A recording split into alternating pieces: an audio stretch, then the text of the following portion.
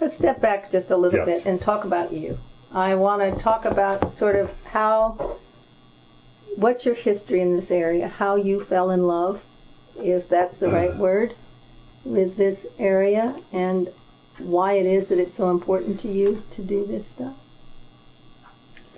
Yeah, well, I don't have any degrees in this stuff. This isn't what I studied officially. So it's a place that I came to believe and understand that I have an affective connection to place, as opposed to an intellectual connection to the place, and that was a very deep emotional bond to it all. I grew up here, and like many people who grow up here, they want to leave and do something entirely different than this. And in doing that, realize how important, it's kind of cliche, but the desert is, and the history that you have here, and that is somewhat represented. I definitely grew up connected to a certain kind of culture in Tucson, an intellectual tradition and culture that was very much based on, and has colored my life, that's very much based on anthropology. So Emil Howery lived a few blocks away from us, and that was a big deal. We went to the Spicers every year for Christmas Eve parties, and so I always knew about the Spicers. Our household cat, my earliest memories, was a cat that we'd gotten from them. It was called Spicy. And you'd run into all these people at the, Old Pascua during Yaqui ceremonies. And, it's just a child, but it was there. Definitely growing up here, the anthropology department, the archaeologists, they were the kings. They were just big deal. They were always in the newspapers. They had a museum. They had book series. It was kind of, again, it was a place that had real weight and influence, and sort of created all the other institutions. So Ray Thompson was part of the creation of the U of A Press. Right. So it wasn't directly that, but those things always fit together. And I remember when I came back, and actually Helen is one of the people who hired me, and I was revisiting, walking back, so this is when it just begun or was about to begin, and I stopped by Mike Meyer's office to drop off something or say something. I said, well, I have an appointment over with Ray Thompson. I'm going over to see Ray. And he said, wow, you're really connected. He had, because he was not. Yeah. He was not of this place. And I said, and I just reflected that, well, I guess so, I mean, like, when I got the job, Bret Hart sent somebody down to say, I mean, it's just like, my name was not unknown to them, although we were not a big deal. But it was sort of known. So, my parents had gone to school here. My dad was an anthropologist, and my mom was a range ecologist type of person. Yeah, they had all these interests. So that really formed this base of, growing up and going on picnics out in the desert. And, it's just the normal things that, for me it was the 50s in Tucson, and it was a great place. So I think that really formed the ambience for me of what I wanted to be and do. Was Mexico part of that at that point? Yeah, so Mexico's probably not as big a part of it as it's become. But that's kind of my background. So then but my goal, my personal life was always pushing me away. I wanted to go to Europe, which I did, and I worked and lived in Europe, and when I finally figured out something to study, it ended up being political theory, and French political theory, basically, and philosophy of history. I mean, and then you come to some realization that in certain ways it doesn't matter what you do or study. And you end up applying that to something. You have to kind of learn the tools of the trade and excel in some vocation or discipline. And how that all came together for me, which is idiosyncratic, but I started working at the University of Notre Dame Press while I was a graduate student, at a time when it was very difficult to find academic positions. And I really liked it. So I sort of stayed with that. And so when then a job opened in Tucson, which is unusual, and it was actually a very interesting job to sort of take this journal and lead this journal and do that. They said, well, that's a job for me. I mean, that's perfect. Because at that point, Peggy was coming back and had finished her MA at Chicago and was working in the city planning department and, you know, trying to get started. And I was trying to get back. I figured, this is it. I need to get back to Tucson in some responsible position. This is my key to this. This is the way I'll get in. So I came back not as a, like knowledgeable about all this stuff theoretically, but deeply knowledgeable about it on a And when was that? What year? level. That was 1986. Okay. That's a general background as to. It's excellent. I am, in a neo-colonial situation, which is Tucson. I'm in the absolute perfect example. The local kid who has to leave to get outside credentials in order to come back in any kind of managerial level. Mm-hmm. Otherwise, you couldn't, you'd never get there. You have to have outside credentials. And the journal was not called the Journal of the Southwest at that point. It was called Arizona and the West. Arizona and the West. And it was basically a cowboy journal. Cowboy and Indians. It was a Western history journal. Okay, that's being much more fair and balanced. It was the very first. And it had an opportunity in about 1960. There was a new association called the Western History Association that was, you know how recent all this stuff was actually being invented. And they said, we would like Arizona and the West, which had already started, to be our journal. Of course, you'll have to change its name. And the editor at the time, John Carroll, took that up to President Harville, who said, no, no way, Jose. This is, it's got to have Arizona in the title. These are old days. This was just great stuff. Arizona and the West used to publish a journal, and J.C. Martin would write up about it in the Arizona Daily Star. Interesting. It was a beautiful community. Again, the fabric. Yeah, all of that's gone. Now nobody cares about that stuff. Nobody reads that stuff. And, it's just like, the Star is newspapers have died since all of that has happened. It's true. And but you didn't leave Arizona and the West alone.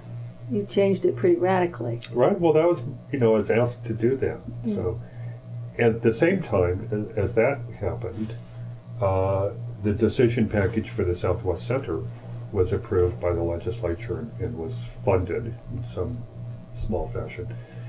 And that goes back to much earlier times in the 70s, when Bunny and John Schaefer convened there's a whole history of that, convened a meeting at Centerville Mission to talk about a Southwest Center. So this idea had been percolating along for quite a while, for about 10 years prior to that time. Actually was funded on temporary funds by Schaefer for at least a year. Martha Schutz was one of the main people. She taught in it. She taught a seminar, a little seminar. Ray Thompson was real involved in all that early stuff at those days. But finally it had to have a kind of institutional kind of thing. And Schaefer is Schaefer's kind of sort of curious role there, because he never actually really came out and supported it like that, just curious to me. But, it had to wait. Ultimately Koffler did. Right. And which is strange to me. But so finally came out at that point, and then there was I think it was its relation to history and where it was kind of the history department and where it was placed, and sort of whether or not the history department was the appropriate home for it. For the journal or for the center? For the center. And the center, of course, came in as a separate department. Exactly. And it all worked out. So it had its start with that. And I guess Mike was like a director for the first year, and then he didn't want to do it any longer, and they were getting a search going. And there was a new dean. You were editing the journal at that point, and the center was being created kind of in parallel to what you were doing. Right. And it was supposed to, the journal was supposed to report to the center. Mm-hmm. So then what happened was Lee Sigelman, who has since died. All these people have died. I mean, Miles Brand was the dean who has now since died, who was, you know, the instigator of kind of bringing the decision package in. Then he left.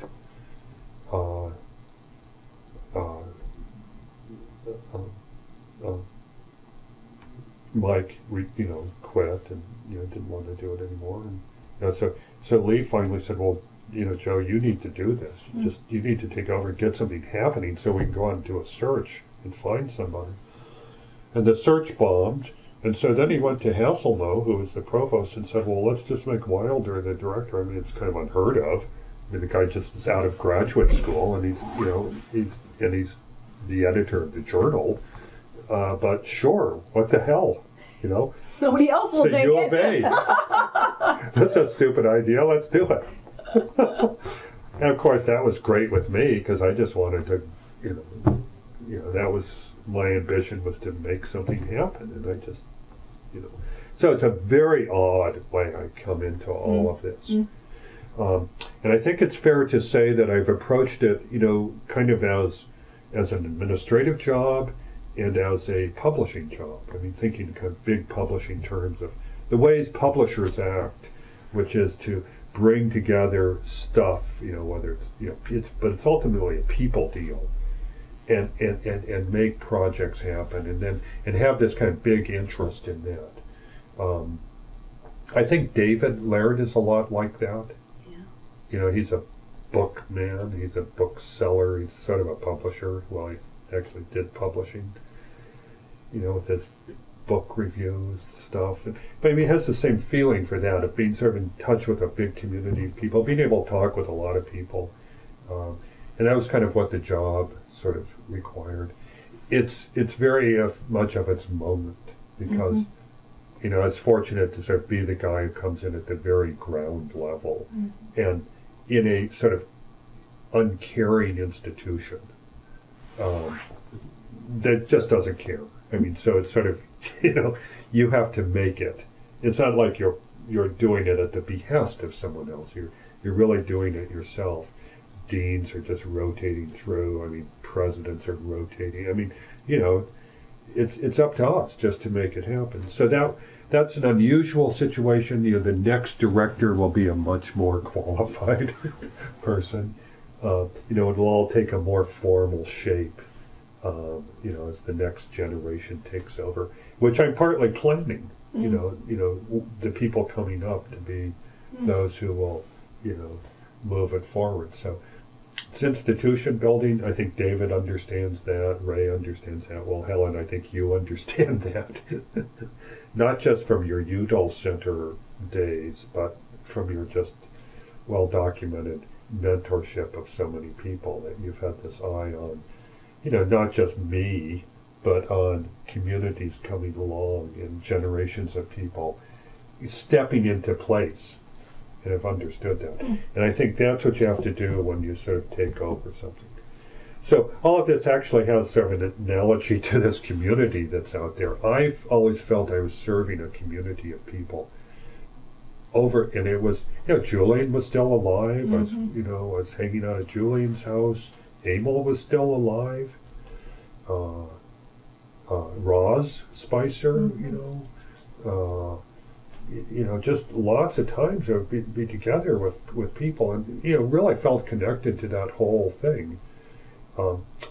Going all the way back, and I'd talk to India Smalley Moore and Dion's mom, and she would talk about Malcolm Cummings. Malcolm Cummings, Byron Cummings' son. I mean, and those are the real beginnings of all of this here in this place. Just so all these kinds of, so I felt like I am serving this community.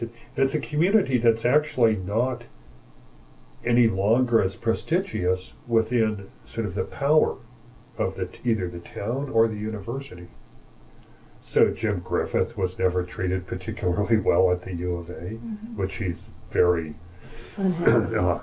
sure to tell you. Bunny was unceremoniously, shown the door. I mean, it's kind of absurd, really, when you think about it. It was kind of, Ray Thompson probably should have been the president of the university. Could have been if he wanted to be. If he'd wanted to be? Don't you think? Yeah, There was not much Ray couldn't do. Perfect. He made many people. Yeah. He had a lot to do with John Schaefer being elevated. Yeah, I didn't know that, but yeah. But it is a community of people that isn't necessarily prestigious or supported within the university, and that may just be the way it is. It was at one time and isn't now, but that doesn't matter for me, and it doesn't matter for what we do. And it's also the case that the Southwest Center, I believe, was created out of the impulse that while there's a kind of ebb and flow of interest in the region in various departments and centers of power in the university and in the community, the town, by having a Southwest Center, you kind of there will be a steady, forever presence and interest that sort of stays with it over time. And I viewed that interest as being something where we have a small number of people that are involved in the center itself.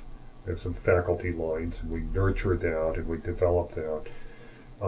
But largely we try to publish. So we try to have publishing programs. We try to help publish books. We have book series. We have a journal, and we kind of really keep that going.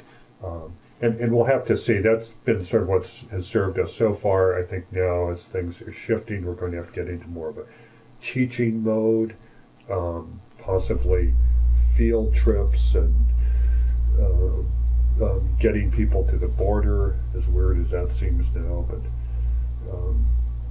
anyway, so that's kind of the big picture, kind of institutionally where I'm coming from and where this entity is coming from. I noticed that you'd had questions that you thought you would talk about, like what are the threats to the region? Well, I thought I would like to sort of profit from the thinking that you've done to pursue something that's not gone all that well in some of our other interviews, and that is to try to map out these communities, since you're the one who puts a lot of these threads together, and perhaps name some of these communities and talk about how they relate to the border. Okay. One of the things you didn't talk about is how the Journal of the Southwest has become very much a border-centered, although not entirely, but there's a lot of stuff on the border. Right. Right, and and we're trying to actually do more of that, and if not the border, kind of Mexico. What we'd really like to do is be publishing Mexican scholarship, perhaps translating it and publishing that, because we see that's always been our opportunity, not to say be Santa Fe. That we do stuff with that, but I don't think we particularly represent them or they feel any particular closeness to us. But we can have a real effective relationship with kind of the Arizona Sonora side of things. And was that scholarship for publication available when you started here in Mexico, as it perhaps is today? I think it's just there to be discovered, all of it. I mean, there's a particular kind of stuff that I think we really get excited about. It's kind of, and it's hard to sort of put a finger on what that is. It's some of the stuff that, like, they have here, these things, because this is sort of the Westerns, the science on desert, the Western Sonoran Desert stuff. This was, Bill Broyles, and was, our chief editor on this, but Lumholtz, falling back Lumholtz and Hornaday, and building on that whole legacy of that stuff.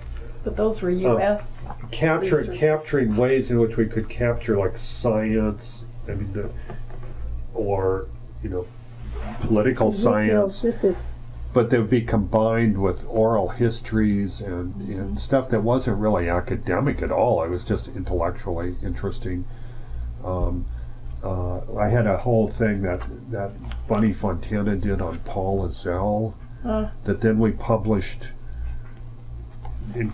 With that as sort of a companion, we published Desert Thirst as Disease, which was a early 1900s publication that was really famous and well known, but you couldn't get it any longer. You couldn't find it. It was sort of this obscure, exotic thing. So we published that. We'd go for different kinds of discourse. I found was just so important for sense of place that moved a step beyond just kind of academic work, which we did do. That's our main thing, that what we're supposed to do. But always looking for these other things. We did a big issue on Seri land. That was like that. There was kind of Seri traders. So it had some scholarly work, but it also had just a lot of stuff from people that was of a real level. That was, and I guess one of the first things I did right that first year of publishing was Julian Hayden's Wiikata ceremony of the Papago. This is the one that goes on in Kitavak. Yeah, and this was done, and he went and observed it. Was that being done on this side of the border? Yeah, they do it here, and then they take it down to Kitavak. It's a two-stage process. Oh, okay. Well, so this was something from the 30s that he had, and he had illustrations and all this stuff that this is all what just I was sitting in asking his Joe files. if it's still going on, because the ceremony is still being done. It's done at Kitavak. It's gotten kind of trashed out a little bit. And, we were just talking to Joe Joaquin, who's the Joe. I don't know him. Joe is the Cultural Preservation Committee. They've now got a museum down in Tupawa. Yeah, right. And when I was involved with the International Sonoran Desert Alliance, Kitavak was one of the places they wanted to protect because of the Vigida ceremony. Right. Lorraine Eiler actually, they do it in October, and Lorraine has invited me to it in the past. Maybe this year I'll go. Yeah. But Lorraine's very involved in it. Well, it caused quite a controversy. Actually, when I published it, I didn't realize that. The Papagos all the time got mad at me. It was all in the paper and all this stuff, and I think, oh my God. And Julian was, pay no attention. Well, I don't care, bullshit. Blah. Yeah.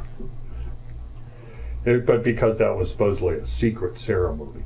Yes. Okay, so, but then on the side they were asking for extra copies because they were documenting something that was just tremendous. So it was stuff like that there's this level of stuff out there that I thought, well, a journal of a place, a regional journal, can actually go and operate on these different levels. It's quite interesting. Developing, and then the center can help develop the stuff. So you can kind of work both angles of it. You can actually support research or support something that then ends up as publishing. And that's the activity. Then that just rolls along into more things. And then you're leaving this trail of stuff behind. So that's always been important, that trail of stuff that we, at the end of our days, and we leave people in place to carry it forward. So I love that. So I think when I survey this environment and this community, and looking at it right there, going across those deserts. There's all these different actors. I mean, there's librarians, and there are geologists, and there are people working in the university and in nonprofits. There are people in Indian tribes. There are priests and churches involved in all this kind of stuff. Business interests. There's some business interests. There are, but our community that we're really about has professors, but it also has publishers. You know, it's a real community of interest. It's got, you know, people who are forest rangers or park rangers who, you know, I remember once bringing a bunch of, with Larry Evers, we were bringing a bunch of Yaquis across the border to a kind of deer dancer conference here. And this was like me, emblematic of the kind of place we're in, and the community that we're in. And it was decided that we'd stop at Tumacacori on the way up from the border to pay a visit at Tumacacori as, you know, a site that Yaquis wanted to see. And so, you know, I parked the van and they all get out, and I'm still locking up the van. They're all heading in, and I come in and ready to pay. I come in with, you know, I've got all this money to pay the entrance, and they've already gone through. By the time I get in there, there's nobody there, and Nick is standing there. You know Nick, and Nick says, "Well," he says, "where'd you get all those Yaquis?" You know, and of course he knows. You know, and of course as soon as you see them, you can tell they're right out of Potom. I mean, they're just, you know. Well, I said, "Well, Nick, yeah, I really want to, you know, I want to pay for all this stuff." He says, "Are you kidding?" He says, "You know," you know, and it was just, yeah, okay. So I mean, the park ranger at Tumacacori, you know, is fluent in Spanish. You know, is in Mexico all the time. Immediately recognized a Yaqui when he saw one. Of course, they don't pay to get in. And of course, that's breaking whatever rules, right? Stuff like that. And by the time I get up there and catch it, you know, and it's just this emblematic of just the place we're in, of people of knowledge in different stations, shall we say. They're different occupations, and how we came to depend on Nick Blesser, the park ranger at Tumacacori. So that when he retired, it was like just this massive loss. We needed Nick to be the, you know, everyone has their role. I started to realize that. You know, David had his bookshop up on Campbell when he wasn't, you know, running things at the university. You needed people in places of power and influence, whatever it was, you know, to sustain the activities, the culture, the productivity of this community of scholars and of people. We were all pitching in, we're all playing this role. Let me ask you a question, because for lack of a better word, we've called this a network. Yeah. But there's some problems with it, because traditional network research talks about people talking to each other all the time. Well, Bill Broyles says he doesn't talk to anybody. Is that what he says? I don't, you know. Except you. Except you. He only talks to you. I tell Bill he's the real director of the Southwest Center. Right. You know, well, this is just the Avatar version over here. The Avatar. And, right. Okay. And so other people, you know, are they say they're loners. You know, that they are. Yeah. The life on the desert is a solitary thing. It's something between them and sort of the resource. And resource is the wrong word for it. It's them and the place. But, and when I ask these writers, do you talk to one another? Well, I think they read each other's books, which may be just as good, but is it just the narrative and the love of place that holds these people together? And the other thing you talk about was the deep knowledge of place. Well, I guess my term is always not networks, but community of knowledge. But okay. I don't know if that's too poetic of a word, of a term for all of this. Well, it covers kind of a lot of stuff. I kind of like what Wendy was saying, Gwynn was saying about this interweaving. Net weaving. Net weaving. That's not my term. Carlos Nagel has coined that for us. Okay. Well. But yes, I do too. Like it, so. I like community of knowledge just because I think it's okay. This is different from the people who are just, you know, selling beer or, you know, on the res or something. I mean, they're, you know. It's not an interest. It is an interest, but it's really about knowledge of the place. Right.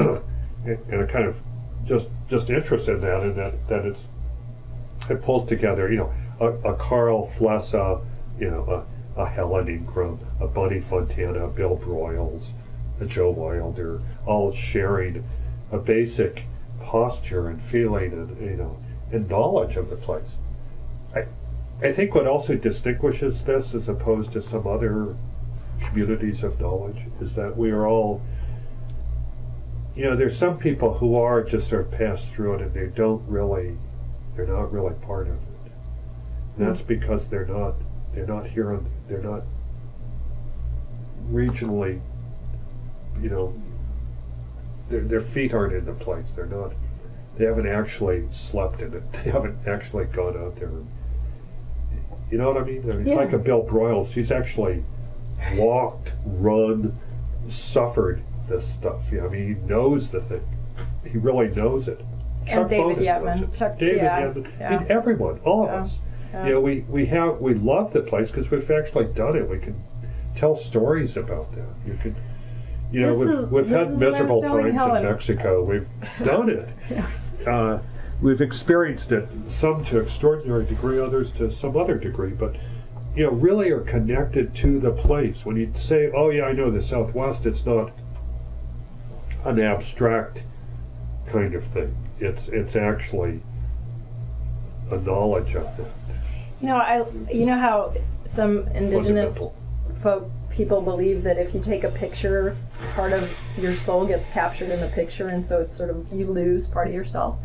And I sort of feel like for me, I was telling Helen this when we were leaving Joe Joaquin and the Santa here, it's like, I feel like my soul is out here. It's like, there's part of it that just got left here when I left. And I always think of it as that the photo, like the desert took my photo and part of my soul is just out there in the sands. It's that sense that there's a grounding or a... Yeah. And I just deeply believe in that. I don't think one has to be chauvinistic and say the Southwest is the only place. No. It can be lots of places. Verlin Klinkenborg, it's his farm in New York, I guess. It's a place, but it's very important to be rooted. And my view is that if you're rooted in one place, and you know what it makes it possible for you to go to Newfoundland and relate to that place, to begin the process of really connecting it to that. You know what it means to be in a place, and not just to sort of pass through. And certainly you can talk to people from other places and understand how they feel about the place, and perhaps learn about it through them. That's the least you can do, is that, in that sense, appreciate other people's appreciation of their own place because you feel so strongly about your own. Right. There's a sort of an analogy that I've thought of, which is Christopher Alexander is an architect. He's written interesting books. And he writes about how you have to design or build your house. It's really about deep patterns of your own that are actually universal, but are part of your life that you need. It has to respond at this level, as opposed to sort of the machine level that most production houses are represent. And so that always leads to the question: well, if you build a house that's really about me in some way, well then how could it ever, when I die and so forth, how could it ever go to somebody else? Because it wouldn't fit very well. He says, no, that's where you're wrong. By responding to the deepest part of who you are as a human being, other people will be able to fit into it because they all feel the same thing. Of course, it's absolutely right. So when you go into an old house, that someone else loved and it was part of their life, and it's now your house, you feel that way too. It's just a good house. And there's something about being, rooted in a place, that it's a good place, that this thing, that allows you to then go to other places and suddenly and be able to respond to those places in this deep, profound way. So you experience them in a profound way because you are a rooted human being, as opposed to this other kind of human being that just never does that. They don't live in the right kind. They live in production houses. They move around. Their connection, and you see it a lot in academic lives. Their connection is to this horizontal thing. You know, not to the place. To hell with the place. Right. I'm stuck here at the U of A until I can get, you know, a better job. Place. You know, because all I really care about is my annual association meeting. Right. And, you know, how I can keep moving up. And if I'm here, this is fine, you know, because it's kind of a resort kind of atmosphere here. That's cool. You'll hear people talk about, you know, academics. You've been sheltered from this lately, but, you know, well, I like Tucson. It's got good restaurants, they'll say, you know. Foothills restaurants are good, you know. You'll never see the president of the university, as I used to see the president of the university, at Frampton Stone Cafeteria on 4th Avenue. Remember that place? Mm-hmm. You know, George and Richard Harville pushing their trays, and I was pushing my tray right behind them. Can you imagine the president of the university and, you know, some thing like that, you know?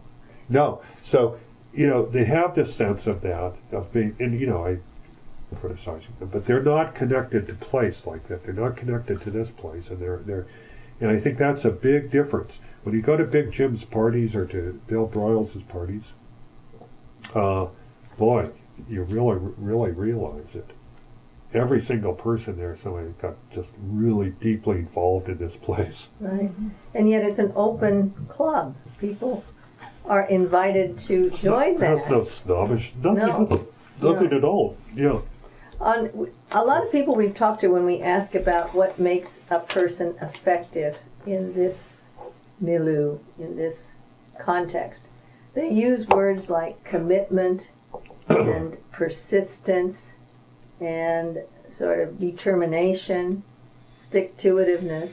And I wonder if that doesn't have something to do with being deeply embedded in your place. It's not exactly a choice if it's your place. You know, I've thought of it up until just right now as been, well, instead of moving on to greener pastures, they love the prickliness of the desert.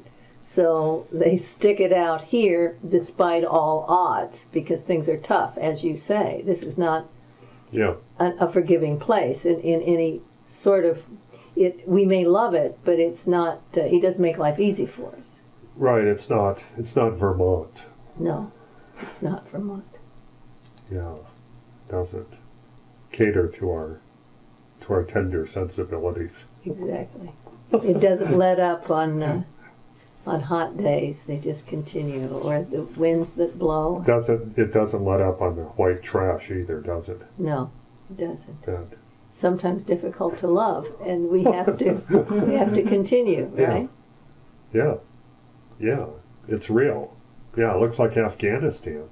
Yes, that's exactly as those right. images come back. And I'm walking around here with my friend from Britain who was just here from Wales, and you know, I said, Martin, it looks like Afghanistan, does it not? Yeah, the British Raj, you know, the wind's blowing, and it's, you know, this dusty thing. I saw in the New York Times a few days ago an aerial view of Kandahar. Mm-hmm. I saw that. And the first thing I looked at, I thought they've got a picture of Tucson in here. It's just, you know, it's absolutely barren. And you get real close and you realize, you know, probably most people don't feel this way, but I'm looking very closely. Oh, that's really beautiful. Everything in there is adobe. It's just fantastic. You know? Brown and molded, right? Dry, right? No, not a twig in sight. You know, oh, boy, this is really beautiful. That's what we think. Yeah. Yes, it is. Yeah. Have you seen a shift in the last week? We mentioned that when we first got started about hearing some pretty pessimistic sentiment about the border and the challenges, and maybe awful stuff. Maybe it's in the short term. Do you see it short term, long term? Do you see any changes happening at this point? You know, it's really challenging right now. I think we talked a little bit about being in a historical moment, maybe that you know, you just are in the middle of it, I have no idea how this is working out. But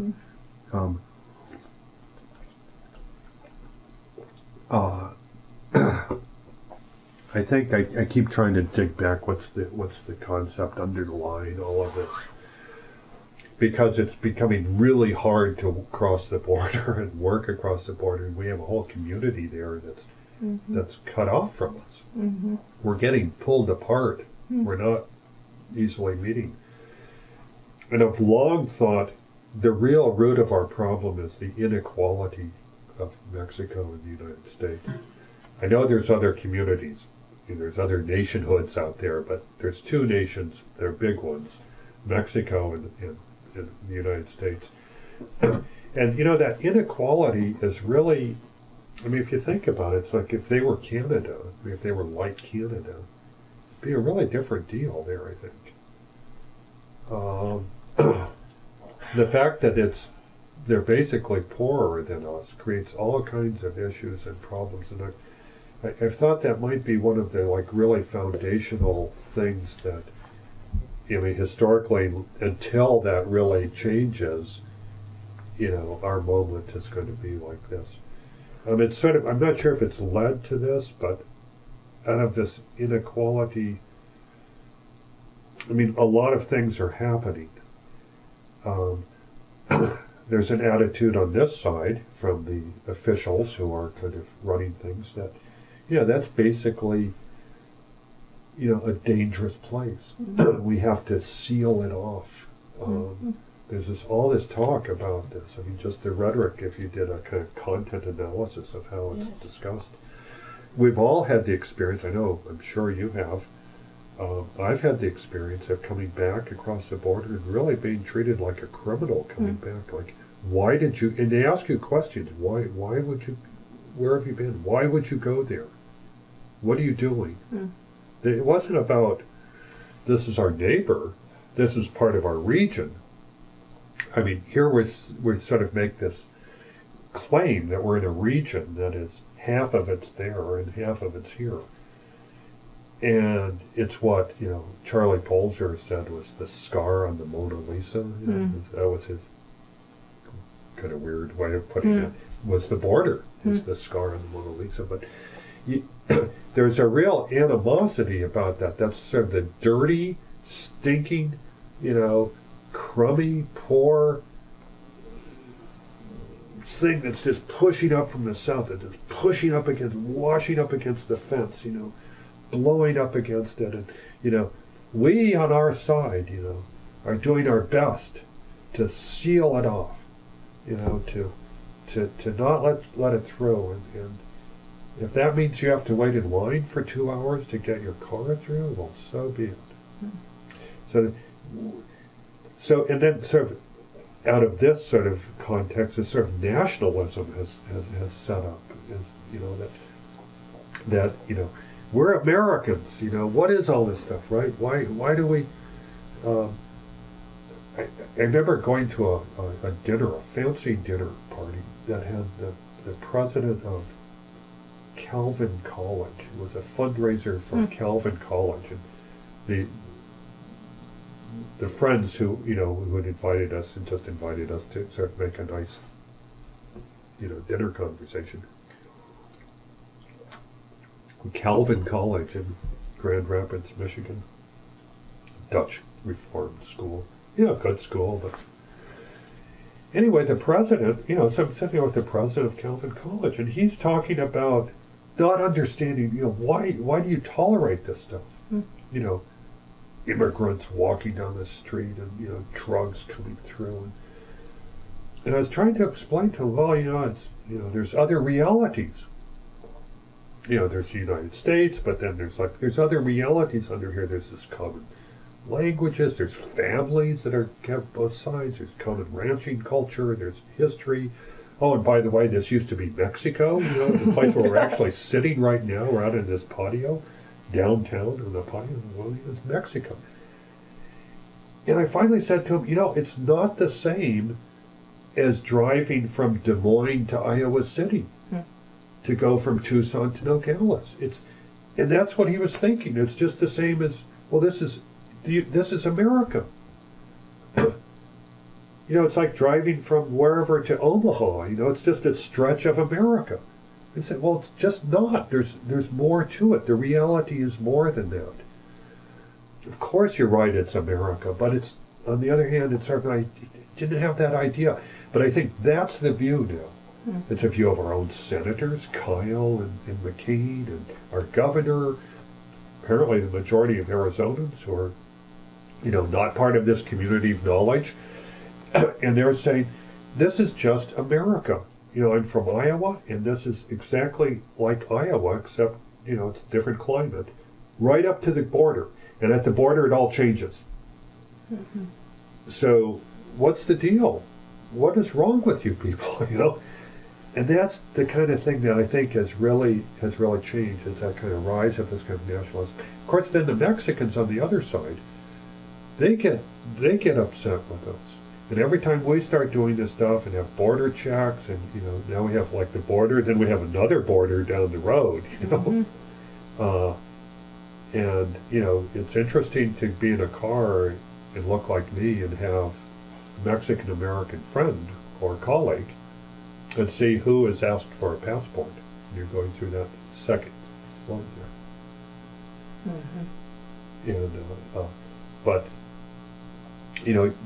they then in turn are going to make it harder on us, which just means more of a pain in the rear end for the rest of us who are just trying to get through. Mm-hmm.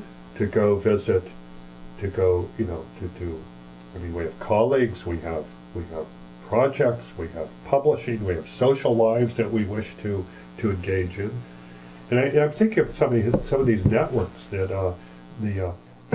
there was a fellow named Manuel Robles in Hermosillo, who's a historian, an amateur historian, a friend of Paco Manzo's.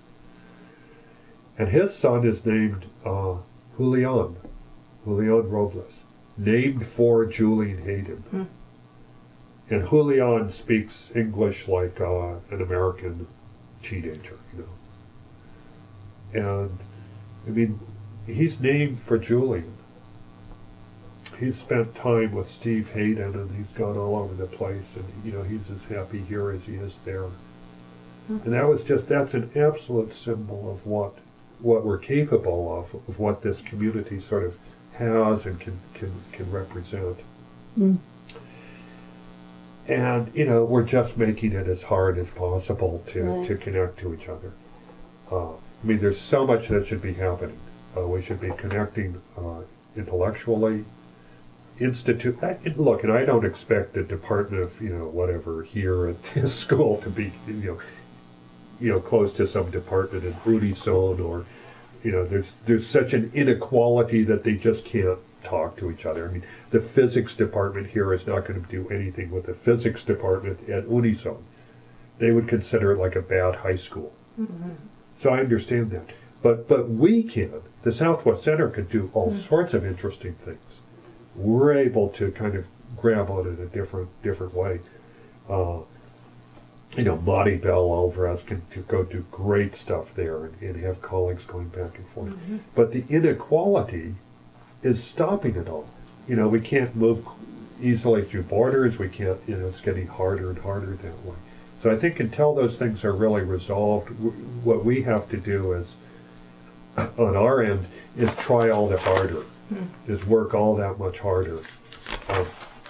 Things like the international biosphere that we should be having between the Pinacate and the Cabeza Prieta, mm-hmm. and maybe some sort of like Sonoran Desert National Monument. This is Bill Broyles' mm-hmm. dream, mm-hmm. Which we have at the northern border with Glacier and Waterton. Is that what it's called? Yeah. Mm-hmm. Okay, so there's an international biosphere. Yeah. Peace Park. Peace Park. Yeah. Yeah. Well, but we need that there. Right. And again, it's just the inequality is hard to do it. It's hard to do it when you're sitting on the Cabeza Prieta, camping out of Tinajas Altas, and the border patrol is just barreling down at 1,000,000 miles an hour, or you're on the road going somewhere and they're coming up behind you in their big trucks and get out of the way, Yeah. or buzzed by with some of the airplane, the Goldwater gunnery folks are out there buzzing you. I like this idea of different realities and different sort of knowledge bases, because in some sense somebody said it's like there's two worlds. The world that, that clearly the majority seem to see, and then this long-standing bunch of people who've always cared about the border in this place, who continued to work along. But then when we talked last night, there was this sense that maybe these changes that are getting made are hardwired. The border is, the wall is very thick, and the laws seem more backward than simply sending the... I was in favor of NAFTA. I even me too. Published a stupid little thing I wrote for a little book on a conference proceedings on the promise of NAFTA. Yeah. Because I thought, well, if we can start sort of getting something going at this level, it'll start to dissolve the border in some meaningful way, so that there'll just be a lot more. Once Jim Click is down there selling Fords, and we'll see. Shit, the game over, man. They're going to be up here. We're going to be down there, and it'll be a blast. It'll just be really great. And boy, it hasn't happened at all. It's gotten worse. So it's got more rugged, more difficult to cross. They've made the border really hard, so nobody can. Well, obvious things, but people don't cross downtown anymore. They cross out at there, and then that causes tremendous issues and problems, both for them but also for the trash. Right. I've been out I did one day of trash pickup north of Arivaca. It was just stunningly traumatic. Is that bad? I've been told that too. I haven't seen it myself. We're going to go so sad down to the border. I was just astonished. I was picking up backpacks filled with cans of tuna. I was picking up diapers, pieces of Spanish language Bibles, water bottles everywhere, clothes. You just realize, my God, it's just, it's just a parade of people coming through. And what are they, children? It's astonishing. What are we doing? Do you think the institutions that over the course of the time you've been involved here and working have, I've got two questions. One, have hindered progress? So there's one, could be government, could be even academic institutions that have been set up, could be NGO sort of, or been a help. Do you have a sense of... I've just been really impressed by, all of us who have just done so much. We're spending so much time and effort across the border and developing ties and associations and bringing people up here and going down there. So it's not individuals? I guess I'm asking, separate you and, the David Yetmans and the individuals out, but are there, do you see institutions? Well, I think the University of Arizona has really been doing that. Okay. And we have, there are pieces of this institution, Marmolejo, Francisco Marmolejo, really nice guy. Who's really been systematically working with kind of U.S., Mexico at a much higher level than I am. But no, I think, all of the sort of the NGOs and all the groups trying to do that are just amazing. I think, and of course there's Mexicans who are really working across too, I think that's just great. I just think we've just been caught in this just huge historical moment. It's like kind of a failure in a way, but it's just we're too small of actors in this thing all the things that happen to sort of, the hardening of the border, of the forcing people into the deserts, Right. the whole drug thing. I mean, of course, we're not talking about what's going on in Mexico, because Mexico's in a civil war. Yeah. You know, it's like state capture. I mean, who's going to capture the state? There are individual towns that are no longer, that are, belong to La Familia or belong to Chapo Guzman. I mean, they've been captured. The Sierra. Yeah, the tar. Well, I mean, I don't feel safe sending anyone into the Sierra Madre. I mean, and I mean, this was at one point, the most beautiful part of Mexico. So it's gotten that bad. I don't want to be alarmist. We had that when we were working with us. Sierra Tarahumara and all that. It was it was tough, but it wasn't life-threatening. But it is now. I just don't know. I mean, when you start to get that sense that actually there's no law, that there's, that's a real insecure sense. That's a war zone. Yeah. Where, impunity. Yeah. And if your life is just not, it's just, I think it's a scary situation. I think Mexico's in just an enormous crisis. I'm thinking about sort of the future and what things unfold. And supposing we get over this historical moment, and I'm not quite sure how that happens or what it looks like. Yeah. Are you confident that there are other people coming along? Maybe they don't have the same kind of prestige in the university, but maybe they have the same kind of commitment to the place, who are going to carry this thing forward, or are we becoming a lesser voice?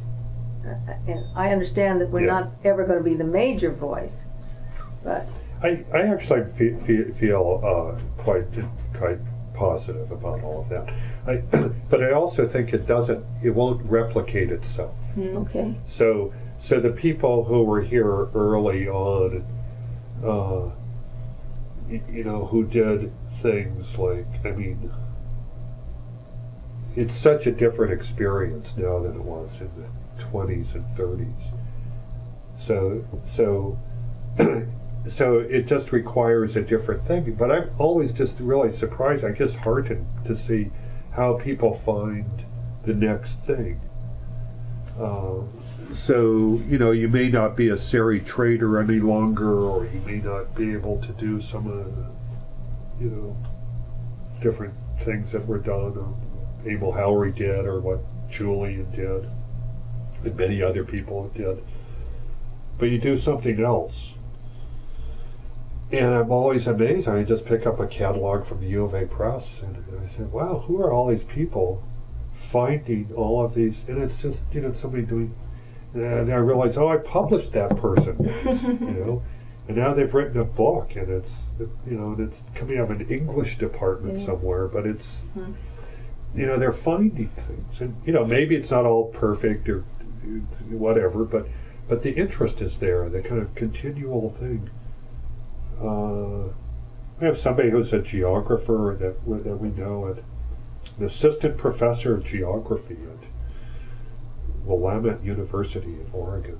And she spent 3 months here in the fall using our vehicle and driving down into Rio Sonora, interviewing Chiltepin farmers. And so somebody picks it up. Somebody says, well, what a great thing to do. And she's real excited, really nice. She came to us because she knew Gary Nabhan through something, and that was, Right. But I'd never heard of this person, or there's all that stuff out there. I mean, there's the Rio Sonora. There's all of these places to go and do something, to be something, even if you're not doing kind of groundbreaking archaeology or writing the history that no one's ever written. There's just a ton of stuff. I mean, I think anyone could almost just be dropped into any place and start to to figure something out. You guys also, over the course of time, have nurtured researchers, young, upcoming researchers from Mexico here and through the work that you've done, haven't you? Well, we've tried to publish people, but but yeah, in a way, finding a venue for their voices so that they gain stature in Mexico as well as here. And have you brought researchers from Mexico up to be affiliated with the Southwest Center on particular projects and then? Not per se, although, really, I think somebody who's a good example of that is Nicolas Pineda. I was going to ask you to mention him. I think Peggy really has really made sure they got career. onto grants, they got shared the stuff. And in fact, Nicholas is a really nice, and he's from Hermosillo, and he's a policy person and a water person and shares. But Joe facilitated his bringing his class here, and we met in the chapel. And I've known Nicholas for a long time before he had any, before he finished his PhD, and he was trying to figure out what to do, and he wondered if he should come to the U of A, and he ended up going to Austin instead, and blah, blah, blah. But yeah, those are people. I think Julian Robles is someone, he teaches high school, and he brings his students up here. They all stay in a hotel, and they go, and they did the Model UN stuff that they've done forever. That political science puts on, and I don't know, just like, and he's like just this great guy, this great civic-minded guy that you want to connect to. And I said, Julian, we need to use you because we need to take people to Hermosillo. Nobody goes to Hermosillo. They go through it, but nobody wants to go there to do anything. Yet Hermosillo is a city. It's got, you could do all sorts of studies there. You could study urban form. You could, I don't know, whatever. And Julian, we need a good person in Hermosillo that we can. I'm your man. So those are connections that. But I think you're right. There has to be institutions that care. I think the Southwest Center cares. I think Udall Center cares. Udall Center is actually. Your legacy there is a very robust, grant-driven agency that really reaches out and embraces people. Sometimes the work is of, lesser importance than other things, but it's always going forward, grabbing, involving people. It's always getting people from Mexico involved in it. Right, and it often has an on-the-ground kind of component. Yeah, I think that's, you started that, that's where it's going. I think the State Museum tries to do that. I think there's a lot of individuals scattered through departments who are, really have an interest in the border, who have an interest in migration, and are really part of things. Hey, Tom. Hey, Joe. I want to talk just a little bit about the interconnections. We're back to the weaving metaphor. And it seems to me that there's a relationship between the cultural, aesthetic things that have often been the focus of Southwest Center's activities. Also anthropology strongly in the Southwest Center. And environment and environmental things. But also health. There's been a really strong network on public health back and forth. Catalina Denman, and those kinds of connections. Are there other ones that I'm missing that of networks within networks? Clearly the indigenous people one, and the fact that those people have, many of them have ties that don't pay any attention to the. I think there's some really vigorous things going on in folklore. Okay. And maybe that's already captured in culture, but actually folklore as a discipline. I mean, Big Jim comes out of a tradition of the U of A doing folklore. Of course, Jim really took it to a new level. Maribel Alvarez, who's in our thing here, is really now taken that to, she's really, really involved across the border and very happy to work. Now, is she from Mexico? What's her? No, she's a Cubana. Oh, okay. She's American, but she's her background is Cuban. Well, it's a little like Ezequiel Escura, who came from Argentina. Yes, and here he is on this side, and yet, you know, deeply involved on the other side. But the language there is really an important characteristic. She's got that. She's got that, and she's, but just, you know, really involved. And she's an anthropologist, but really, you know, folklore is her thing, and so she's just doing some really interesting stuff. And it just takes that. It takes kind of energetic people with a real agenda who are leading the way, and suddenly things are happening. And so you always go for the talent. You know, you hire Bunny Fontana even if you don't need Bunny Fontana, because of course you need Bunny Fontana. You just get the good people and let them do their thing, and develop it. You know, there's some people in Mexican American studies who are, there's people like Raquel Rubio Goldsmith. Raquel, who's just, you know, a saint. Again, not particularly rewarded by her institution. Oscar Martinez, is he still teaching? Yeah. Yeah, Oscar, who's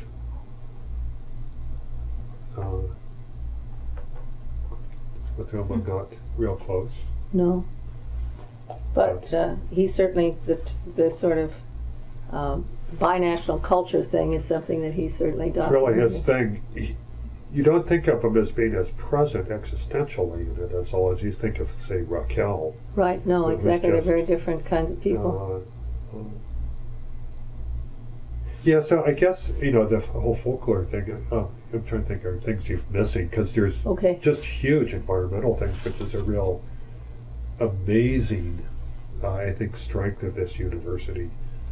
We were talking today. Just amazing when you think about it. With the Tohono O'odham and how they don't make this disconnect between culture and environment, that these things are all of a piece. You can't separate them out. Yeah.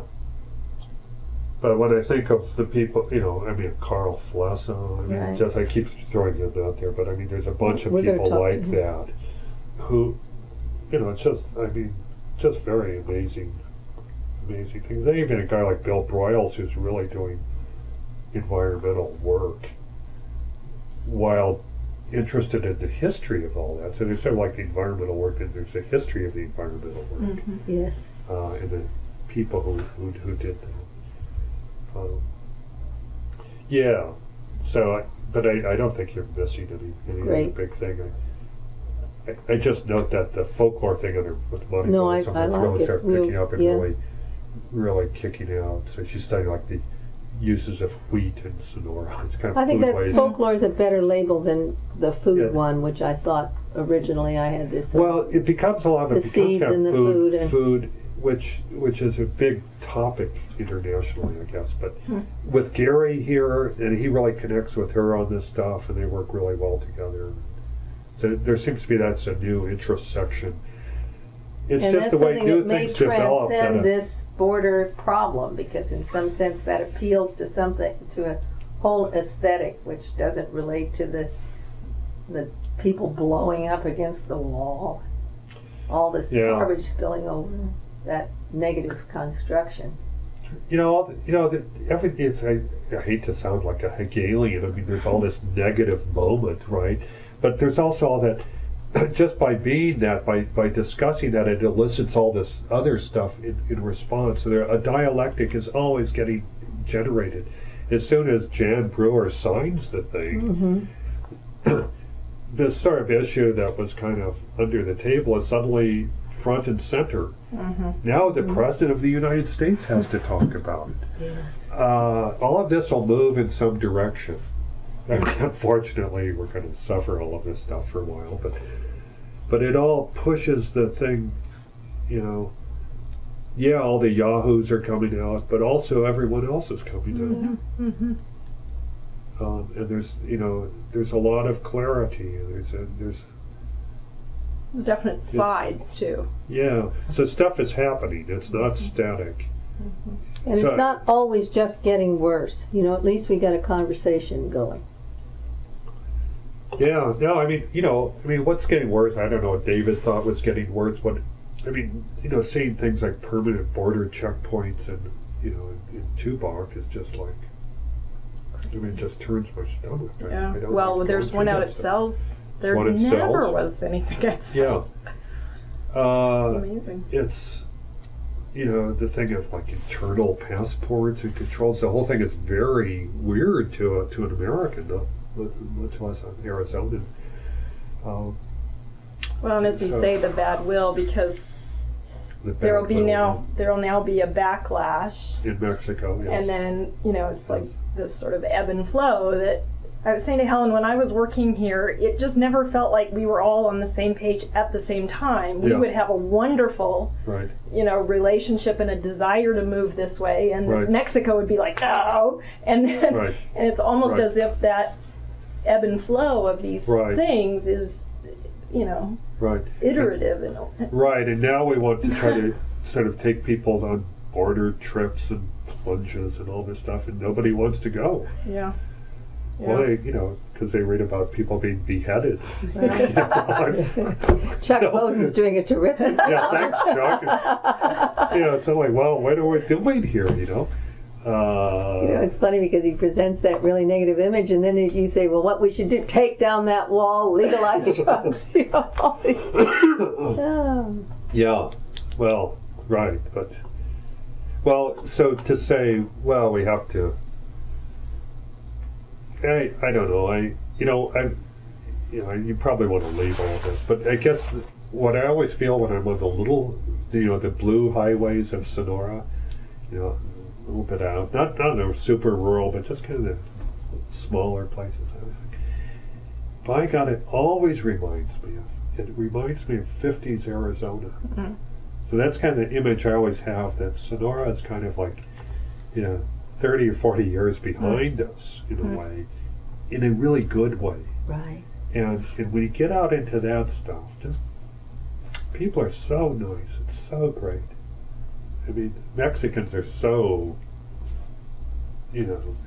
embracing and interested, and they like to talk to you. They like to, just in the restaurants and the cafes and those places. It's just so easy to do all this stuff. That's still there. So that makes me feel a lot better. It breaks my heart because, we want that more easily accessed by us, and it's become so difficult now to do that. I mean, it's just all there, and it's so great. It'd be great to take students into that environment, to do things, to take people. I mean, that's what we'd sort of see as our job. We're trying to figure out some way to express that, and it's real hard right now. Right. It's really hard. Just for on the nothing else, time you just most coming need it. back, Yeah. coming back and waiting in line for 2 hours and then to cross. Yeah. Right now, I don't have a passport, so I can't even do that. I'm waiting for my renewal of my passport.